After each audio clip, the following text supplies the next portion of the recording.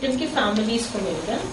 पर उसमें और 2 मुद्दे थे कि वो जजमेंट बहुत डिटेल था कि कैसे इम्प्लीमेंटेशन होना चाहिए वेरियस स्कीम्स का, जो JSY है, NMBS है, इनका कैसे इम्प्लीमेंटेशन होना चाहिए। और एक स्कीम थी national family bread winner scheme, जिसके अनुसार अगर एक प्राइमरी ब्रेड विनर यानी जो पुरुष है फैमिली का, उसकी मृत्यु होती है तो 10,000 रुपए मिलता है फैमिली को। हमने ये आर्ग्यू किया कि एक महिला का कंट्रीब्यूशन भी उतना ही जरूरी है एक परिवार में, और in case of death of a female in the family, वो जो 10,000 है वो परिवार को मिलना चाहिए। तो इस हिसाब से वो स्कीम को तो अमेंड करने के लिए डायरेक्शन दे दिए गए, पर उसको इम्प्लीमेंट करने के लिए फिर हमको कंटेम्प्ट फाइल करनी पड़ी, जो भी पेंडिंग है। वैसे ही हम लोगों ने राइट टू फूड और मैटरनल हेल्थ को टैग करते हुए एक और केस फाइल किया था प्रेमलता का, जो हमने एक नांगलोई झुग्गी एरिया है वहां पर जाके सर्वे किया कि राशन शॉप कैसी चल रही है, उस एरिया में कितनी प्रेग्नेंट महिलाएं, उनका एनीमिया लेवल क्या है, और क्योंकि उनको रेगुलर राशन नहीं मिल पा रहा है उनकी हेल्थ पे क्या इफेक्ट हो रहा है। ऐसी हमने 9 प्रेग्नेंट महिलाएं उस एरिया से के नाम पर हमने पिटिशन फाइल की, और इस पिटिशन के बाद जो राशन शॉप ओनर जो कॉन्ट्रैक्टर था उसका लाइसेंस कैंसिल कर दिया गया, उसके खिलाफ FIR हो गई, वो राशन शॉप जो है किसी और को दिया गया, और हम बार बार वापस केस के दौरान बार बार वापस जाके हमने चेक किया, और अब वो राशन शॉप ठीक चल रहा था और जो एंटाइटलमेंट्स थी वो वहां के इनहैबिटेंट्स को मिल रही थी। इस केस में एक बहुत अच्छी चीज सामने आई कि इस केस के दौरान जो वहां की कम्युनिटी थी वो इतनी जागरूक हो गई है कि वो खुद अब मॉनिटर कर सकते हैं। उनको खुद को पता है कि उनके एंटाइटलमेंट्स क्या हैं, उनको कितना राशन मिलना चाहिए, उनको किस समय पे मिलना चाहिए, राशन शॉप के सामने क्या क्या लिखा होना चाहिए, किसको राशन कार्ड, किसको APL कार्ड मिलना चाहिए, किसको BPL कार्ड मिलना चाहिए। तो ये एक एग्जाम्पल है जहाँ पे इस कम्युनिटी को तो हमें कांटेक्ट हुआ एक एक्टिविस्ट के माध्यम से, पर केस के दौरान इस कम्युनिटी में खुद लीगल एजुकेशन की वजह से अभी किसी को कनेक्ट करने की जरूरत नहीं, वो खुद के एंटाइटलमेंट्स जानते हैं। और बाकी केसेस है सुप्रीम कोर्ट के जो कॉलिन ने 1-2 ऑलरेडी मेंशन कर दिए हैं। मैं शुभ्रा को टाइम देती हूँ और उसके पास संध्या की सारा पैनल बात करने के बाद शायद हमको वक्त मिले सुप्रीम कोर्ट के और 1-2 केसेस को टचअप करने के लिए। शायद शन्नु जी आप तो सुप्रीम कोर्ट के केस के बारे में बात करेंगे। आपकी नहीं बड़वाली MP वो वाली भी बात करते हैं। हाँ वो भी करते हैं।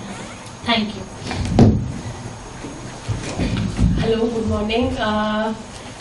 मैं थोड़ा इंग्लिश और मलयालम इंग्लिश और हिंदी मिक्स करके बात करूंगी क्योंकि मेरा हिंदी उतना बात कर सकती हूँ लेकिन हिंदी उतना फ्लुएंट नहीं होगा। केरला में एक्चुअली ओवरऑल हम लोग सुनते हैं कि केरला का हेल्थ सेक्टर बहुत अच्छा है कंपेयर टू डेवलप कंट्रीज बहुत आगे है। कुछ बातों में है डेफिनेटली, लेकिन उसकी बट फिर भी प्रॉब्लम्स हैं। एंड यहाँ पे मैं 3 केसेस के बारे में बात करूंगी जहाँ पे हम लोगों ने इंटरवीन किया था। वन वॉज एक था प्रिमिटिव, केरला में प्रिमिटिव ट्राइबल ग्रुप्स का एक ये है ग्रुप है, स्पेशली वायनाड जो हिली रीजन है और पालक्काड एरिया, अट्टपाडी एरिया, वहां पे नाउ ये प्रिमिटिव ट्राइबल ग्रुप्स इनको इसीलिए बोला जाता है क्योंकि होल वर्ल्ड में बस थोड़ा सा ही है, लाइक वेरी एक्सटिंक्ट होने के लेवल में है एंड इसीलिए उन लोगों को प्रिमिटिव ट्राइबल ग्रुप्स बोलते हैं। नाउ एक यूनिफॉर्म केरला का टोटल फर्टिलिटी रेट भी एक्चुअली कम है, दैट्स लाइक 1.5 ही है एक्चुअली। लेकिन एक uniform sterilisation policy state government ने शुरू कर दिया तो बोला कि कंपल्सरी स्टेरिलाइजेशन होना चाहिए। तो विदाउट थिंकिंग जो हमारे जो ANMs हैं वो लोग प्राइमरी हेल्थ सेंटर से उनके पास गए, बोला कि ये गवर्नमेंट का पॉलिसी है कि आप लोगों को कंपल्सरी स्टेरिलाइजेशन करना है और ये जो ट्राइबल्स उनको ये नहीं बोला कि किस लिए है, क्यों है, इसका क्या साइड इफेक्ट्स हो सकता है। एंड लोगों को बोला तुम लोगों को ये आना ही पड़ेगा हॉस्पिटल में। तो ये लोग बिकॉज एएनएम्स ने बोला है आना है, ये लोग गए और हॉस्पिटल्स में जाकर उनका कंपल्सरली स्टेरिलाइजेशन कर दिया। क्या प्रोसीजर है, क्यों कर रहे हैं, ये सब इसलिए कर रहे हैं, इनकी इसका जरूरत है कि नहीं, इसका कुछ जानकारी उन लोगों को नहीं दिया। इससे क्या हुआ कि कुछ लोगों का मौत हो गया एंड कुछ लोगों का मौत हो गया एंड कुछ लोग को आफ्टर काफी साइड इफेक्ट्स भी हो गए। इन सेंस लाइक बाद में काम करने के लिए उनको काफी मुसीबतें हो रही थी। एंड ऑल्सो अनदर थिंग, ये इसका मेन इशू था कि when you are sterilizing, that means that you are kind of stopping the entire the future growth of that community, and a community which is already going to be extinct. इस particular policy without understanding that उस tribal group का जो condition they were just uniformly following. तो उसके हिसाब से हमने एक फैक्ट फाइंडिंग किया। हम लोग सुप्रीम कोर्ट हाई कोर्ट में गए ना। उसका सिचुएशन ये है कि the courts were really surprise कि ऐसे कैसे हो सकता है and they asked for the government to file notices. तो अभी वहां पे नोटिस गया है and they have to file a reply. अब ये उस स्टेज में है। सेकेंड केस जो हम लोगों ने किया था was one again Palakkad area, tribal area. Hospital उधर एक ट्राइबल स्पेशलिटी हॉस्पिटल गवर्नमेंट ने बनाया where all facilities are suppose to be given, but despite all facilities मतलब उन्होंने बोला फिर भी वहां पे कुछ भी नहीं था। Consequently what was happening was people were going from this tribal region, nearest place would be Coimbatore, which is outside the state, or they'll have to go travel around 40 kilometers to Palakkad General Hospital. So traveling this hilly region, pregnant women or like severely emergency medical requirements जिनको जरूरत होता है, उन लोगों को ये जो tribal hospital पास में है वहां पे नहीं जा सकते क्योंकि डॉक्टर्स नहीं है और क्योंकि गायनेकोलॉजिस्ट नहीं है। तो ये लोग जा रहे हैं आउटसाइड लाइक तमिलनाडु में जा रहे हैं अपना इमीडिएट ट्रीटमेंट कराने के लिए। एंड जो रास्ता है इट्स लाइक हिली रीजन, उतना ट्रैवल करना मुश्किल होता है। Many pregnant women died, many people on en route died. तो इसके हिसाब से हम लोगों ने अगेन PIL फाइल किया and the thing was when the court heard about this they were so shock कि अरे ट्राइबल स्पेशलिटी हॉस्पिटल है एंड फिर भी nothing is happening immediately. Why are the doctors not there? Kerala में ये है कि इंटीरियर एरियाज में डॉक्टर्स जाना पसंद नहीं करते। सो डॉक्टर्स का वैकेंसीज काफी है उधर एंड फैसिलिटीज अगर मेडिसिन बोलते हैं लेकिन नहीं है because these people don't get it. तो then the government said no we will do it and immediately उसी टाइम पे इंटरिम ऑर्डर दे दिया कि you have to ensure that at least emergency medical facilities have to be provided and doctors have to be provided। और हमारे case के बाद उन्होंने immediately वो कर दिया। अभी now the thing is doctors have started coming, they've been appointed, but still they still do not have a gynecologist or a child care facility there। तो हमारे PIL की वजह से ये impact हुआ है कि it started functioning, people can at least approach, but still वो सही नहीं हुआ है। तीसरा केस एक्चुअली हम लोग रिप्रोडक्टिव राइट्स के हिसाब से अगर हम बोले ये एक सर्विस केस है। नाउ सर्विस केस में क्या होता है कि लाइक विमेन CRPF एम्प्लॉयज उन लोगों को चाइल्ड केयर लीव देते हैं, 2 साल का कंटिन्यूसली चाइल्ड केयर लीव मिल सकता है उन लोगों को। नाउ दिस लेडी वो पूरा शी वॉज वर्किंग, कांस्टेबल थी, she was working there. Pregnancy के बाद डिलीवरी के बाद उन्होंने लीव मांगा।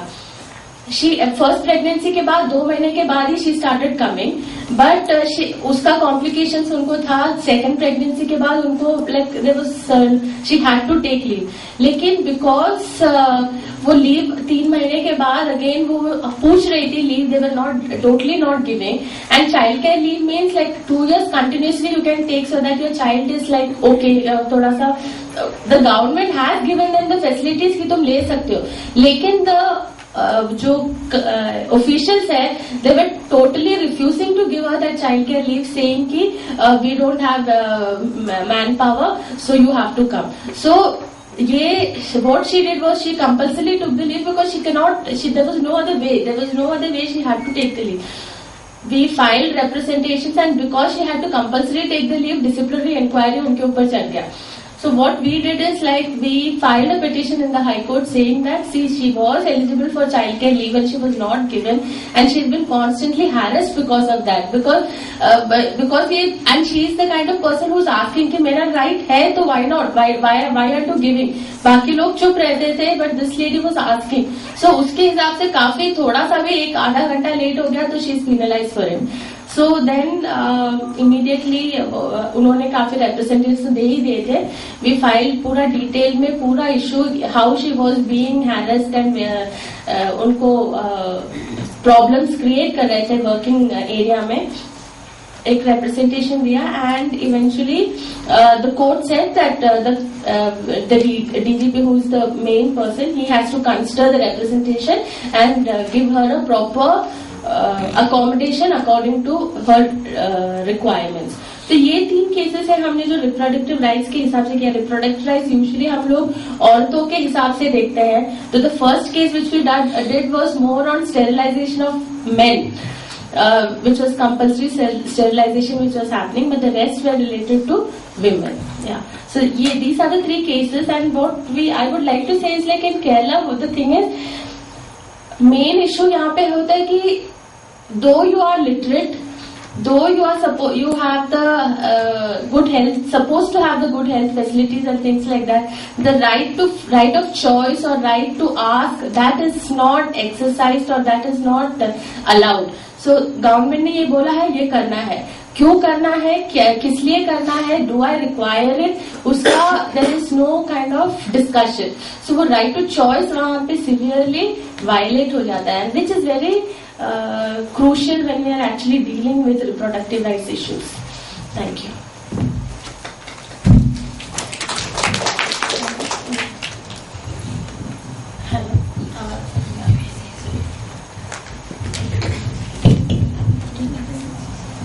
मैं शन्नो खान एडवोकेट HRLN इंदौर से.